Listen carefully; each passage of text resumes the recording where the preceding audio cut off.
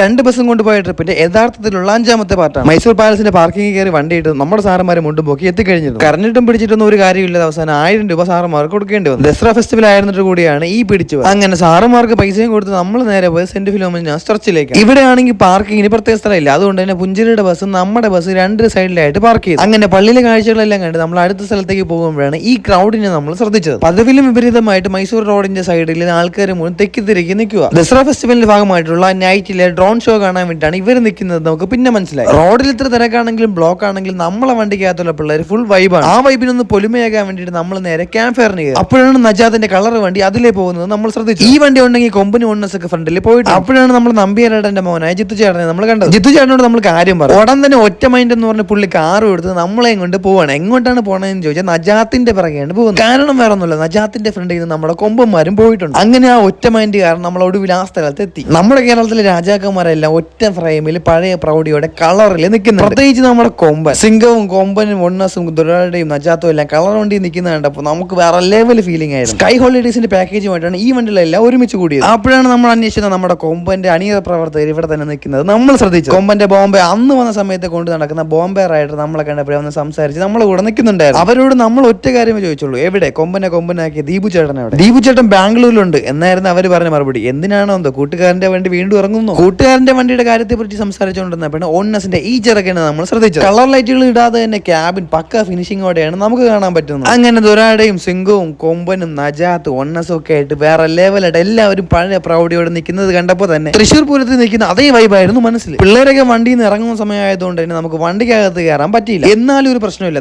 ഈ പേര് കൊമ്പൻ എന്നുള്ള പേര് മാത്രം മതി. അതിന്റെ ഫ്രണ്ടിൽ നിന്ന് ഇങ്ങനെ കണ്ടുകൊണ്ട് നിൽക്കുക. കൊമ്പന്റെ വണ്ടികൾ എന്ന പോലെ തന്നെ കൊമ്പന്റെ കൂടെ വരുന്ന ക്രൂവും വേറെ ലെവൽ തന്നെ. കൊമ്പന്റെ വണ്ടികൾ കാണുന്നത് പോലെ തന്നെ കൊമ്പന്റെ ക്രൂവിനെ കാണുന്നത് എല്ലാവർക്കും ഭയങ്കര സന്തോഷം. അങ്ങനെ കൊമ്പനെ കണ്ട സന്തോഷത്തിലും ബാക്കി വണ്ടികൾ കണ്ട സന്തോഷത്തിലും അതിന് വഴിയൊരുക്കിയ ഒറ്റ മൈൻഡ് കാരണം നമ്മുടെ കൂടെ നമ്മളെ കൊണ്ടുവന്ന് നമ്മളെ ജിത്തു ചേട്ടന് നന്ദിയും പറഞ്ഞു. അടുത്ത പാർട്ട് അടുത്ത ദിവസം.